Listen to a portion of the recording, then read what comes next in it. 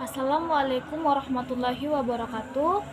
Kami dari kelompok 4 pada kesempatan ini akan mempresentasikan makalah kami yang berjudul Pendekatan Feminisme dan Praktik Analisis.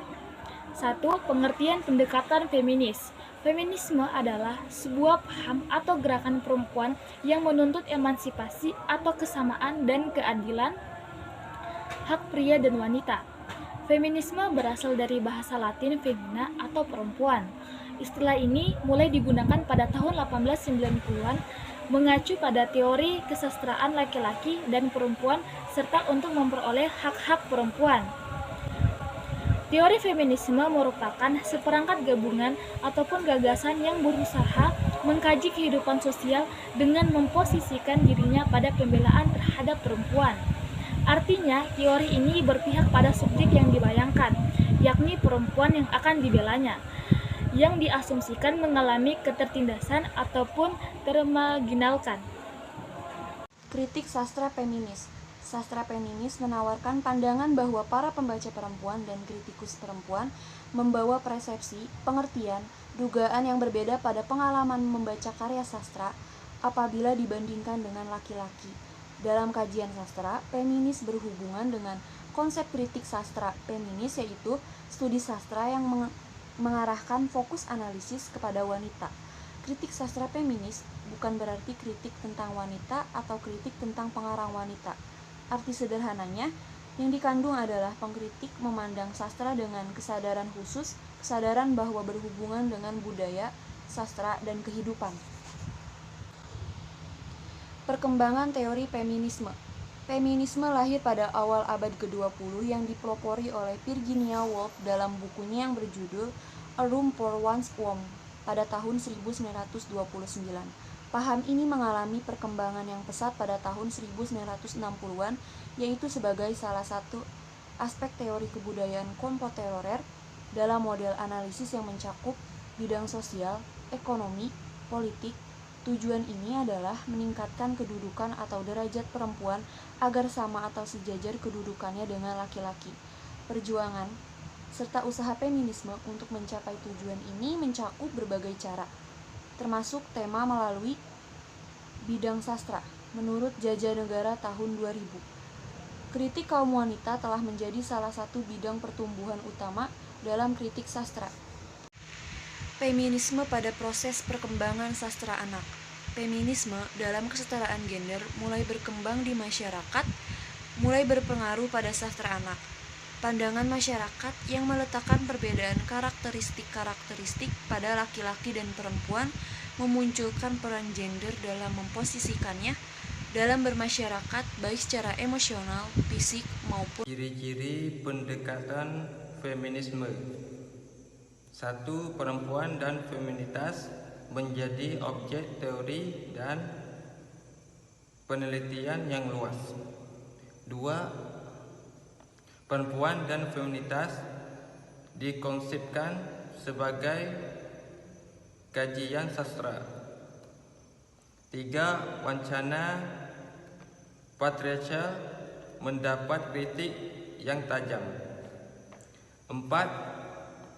Upaya untuk membuat kerangka kerja teori feminis secara ontologis, epiteologi, dan juga politis.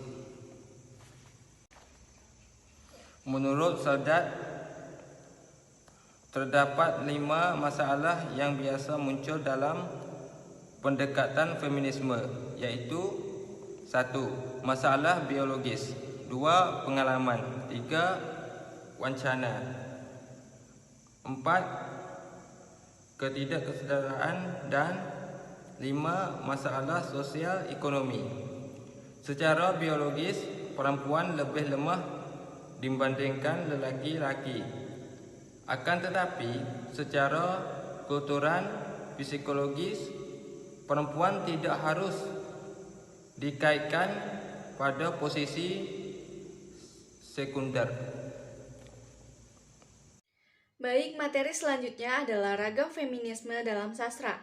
Menurut Rosemarie Putmantong, mengemukakan ada 8 ragam pemikiran feminisme, yaitu feminisme liberal, feminisme radikal, feminisme matriks dan sosial, feminisme psikoanalisis dan gender, feminisme eksistensialis, feminisme postmodern, feminisme multikultural dan global, dan feminisme ekofeminis.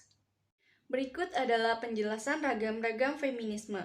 Yang pertama, feminisme liberal merupakan perjuangan atas kesetaraan hak perempuan dan laki-laki.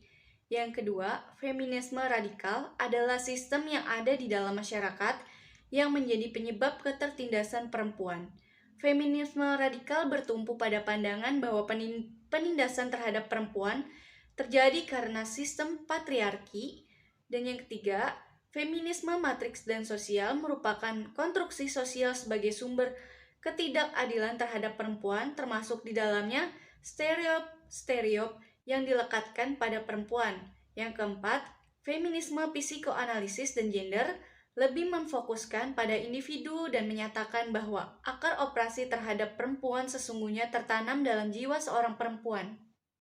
Yang kelima ada feminisme eksistensialis. Dalam hal ini diwakili oleh Simone de Beauvoir, melihat opresi terhadap perempuan karena keliaannya atau the other sebagai objek yang tidak menentukan makna eksistensinya sendiri. Yang keenam, feminisme postmodern bertitik tekan pada teks sebagai dasar pemikirannya. Yang ketujuh, feminisme global dan multikultural menuntut setiap perempuan di dunia harus membayangkan bagaimana kehidupan perempuan lain dan belajar untuk bersikap toleran atas perbedaan. Dan yang terakhir, kedelapan, feminisme ekofeminisme adalah suatu paham tentang keterkaitan antara perempuan dan alam semesta, terutama dalam ketidakberdayaan dan ketidakadilan perlakuan kepada keduanya. Jadi kesimpulannya, feminisme adalah sebuah gerakan perempuan yang menuntut emansipasi atau kesamaan dan keadilan hak dengan pria. Feminisme tidak seperti pandangan atau pemahaman lainnya. Dan kritik feminisme adalah alasan yang kuat untuk menyatukan pendidikan bahwa seorang perempuan dapat membaca sebagai perempuan, mengarang sebagai perempuan, dan menafsirkan karya sebagai perempuan. Itulah materi dari kelompok kami. Lebih dan kurangnya mohon dimaafkan. Billahi taufiq wal hidayah. Wassalamualaikum warahmatullahi wabarakatuh.